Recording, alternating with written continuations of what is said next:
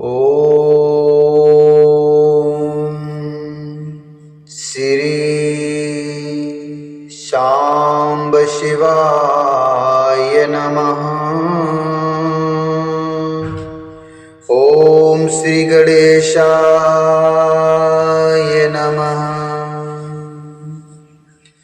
श्री शिवाय नमस्तुभ्यं। श्री शिवाय नमस्तुभ्यम्।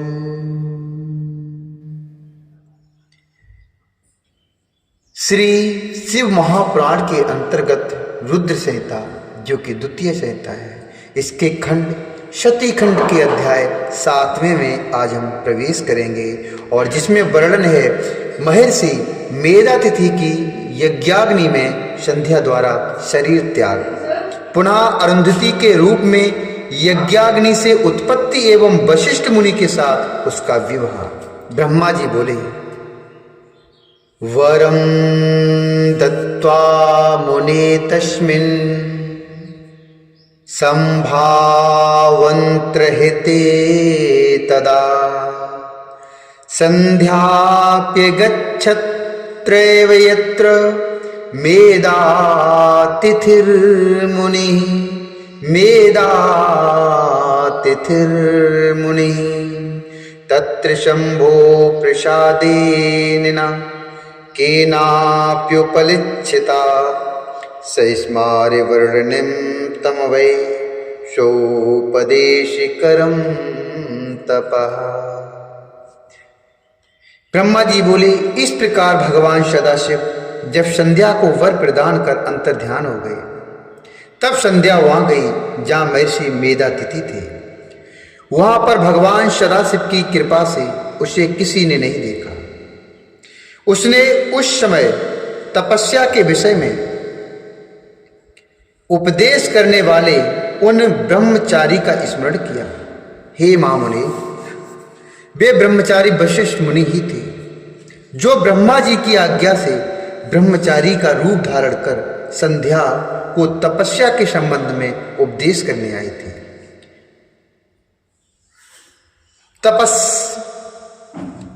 तपश्चर्या का उपदेश करने वाले उन्हीं ब्रह्मचारी ब्राह्मण वशिष्ठ का पति रूप से स्मरण करके वह ब्रह्मपुत्री संध्या प्रसन्न मन से सदाशिव की कृपा से मुनियों द्वारा अनिच्छित हो उस महायज्ञ की प्रज्वलित अग्नि में प्रवेश कर गई। उसका सम शरीर पुरोडास के समान तत्क्षण ही जलकर राख हो गया, जिससे अलक्षित रूप से पुरोडास का गंध चारों ओर फैल गया। पुनः सदाशिव की आज्ञा से अग्नि ने उसके शुद्ध शरीर को भस्म कर सूर्य मंडल में प्रविष्ट कर दिया। तदंतर सूर्य ने उसके शरीर को 2 भागों में विभक्त कर पितरों एवं देवताओं की प्रसन्नता के लिए अपने रथ में स्थापित कर लिया। हे मुनीश्वर, उसके शरीर का जो ऊपर का भाग था वही रात्रि तथा दिन के बीच में होने वाली प्रातः संध्या हुई। उसके शरीर का जो ऊपर का भाग था वह रात्रि तथा दिन के बीच में होने वाली प्रातः संध्या हुई। जो उसके शरीर का शेष भाग था वही दिन तथा रात्रि के बीच में होने वाली साय संध्या हुई, जो सदैव ही पितरों की प्रसन्नता का कारण होती है। सूर्योदय के पहले जब अरुणोदय होता है, तब देवताओं को प्रसन्न करने वाली प्रातः संध्या का उदय होता है। सूर्योदयात्तु प्रथमं यदा स्यादरुणोदयः प्रातः संध्या तदोदेति देवानां प्रीतिकारिणी।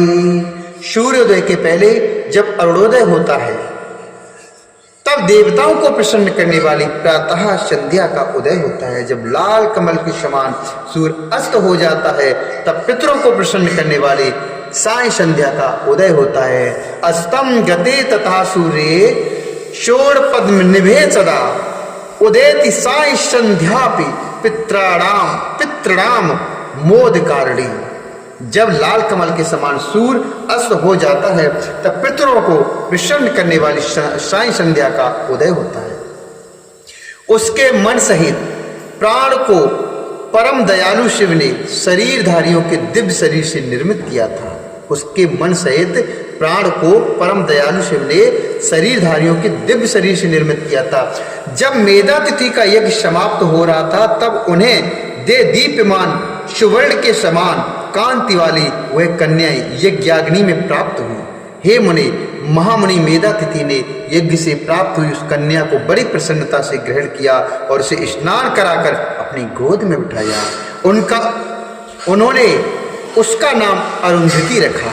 उस कन्या को प्राप्त कर वे शिष्यों के साथ बड़े ही हर्षित हुए। उसने किसी भी कारण के उपस्थित होने पर अपने पातिव्रत्य धर्म का परित्याग नहीं किया, इसलिए त्रिलोकी में उसने स्वयं यह प्रसिद्ध अरुंधति नाम धारण किया। उसने किसी भी कारण के उपस्थित होने पर अपने पातिव्रत्य धर्म का परित्याग नहीं किया, इसलिए त्रिलोकी में उसने स्वयं यह प्रसिद्ध अर्थात अरुंधति नाम धारण किया। ब्रह्मा जी बोले, हे सुरर्षे, यज्ञ समाप्त करने के उपरांत वे मुनि कन्या रूप संपत्ति से युक्त हो अपने शिष्यों से अत्यंत कृतकृत्य होकर अपने उस आश्रम में उसका लालन पालन करने लगे। उसके बाद वह कन्या चंद्रभागा नदी के तट पर श्रेष्ठ मुनि के तापसारण्य नामक आश्रम में बढ़ने लगी। वह सती 5 वर्षीय अवस्था में अपने गुणों से चंद्रभागा नदी तथा तापसारण को पवित्र करने लगी। ब्रह्मा, विष्णु तथा महेश ने ब्रह्मपुत्र वशिष्ठ के साथ उस अरुंधति का विवाह करवाया। हे मुनि, उसके विवाह में सुखदायक महान उत्सव हुआ, जिससे सभी देवता तथा मुनिगण अत्यंत प्रसन्न हुए।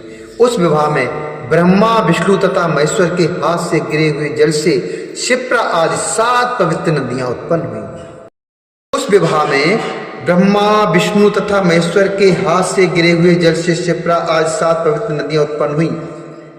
हे मुनि, साध्वी स्त्रियों में सर्वश्रेष्ठ महासाध्वी वह मेधातिथि की कन्या अरुंधति वशिष्ठ को पति रूप में प्राप्त कर अत्यंत शोभित हुई।